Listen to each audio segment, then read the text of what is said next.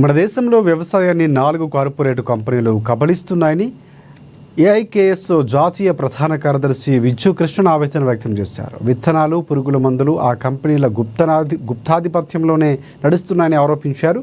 సుందరయ్య విజ్ఞాన కేంద్రంలో అరబండి ఫౌండేషన్ తెలంగాణ రైతు సంఘం ఆధ్వర్యంలో సెమినార్ జరిగింది. రైతు భరోసా, రైతు బీమా కూడా రైతుల మరణాలు ఆపలేకపోతున్నాయని అన్నారు. అన్నదాతపై కరెంటు మీటర్ల భారం మోపేందుకు కేంద్ర ప్రభుత్వం సన్నద్ధమవుతుందని పేర్కొన్నారు.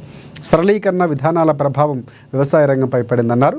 సరళీకరణ విధానాలతో రైతులకు మేలు జరుగుతుందని, నాటి పాలకులు నమ్మబలికరని తరువాత దేశంలో రైతుల ఆత్మహత్యలు పెరిగిపోతున్నాయని తెలిపారు.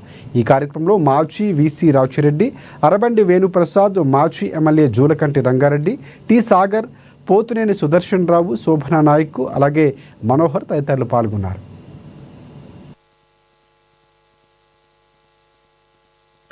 అదే రకంగా వానాకాలం సాగు సెమినార్ ని తెలంగాణ రైతు సంఘం ఆధ్వర్యంలో ఈరోజు హైదరాబాద్ సుందరయ్య విజ్ఞాన కేంద్రంలో నిర్వహిస్తున్నాం.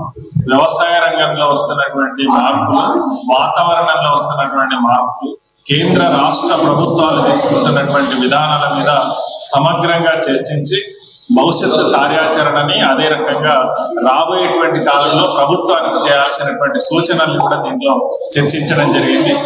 ఈ సెమినార్ కి horticulture university vice chancellor D Rajireddy గారు, అదే రకంగా ఆల్ ఇండియా కిసాన్ సభ జాతీయ ప్రధాన కార్యదర్శి విజయ కృష్ణన్ గారు రావడం జరిగింది.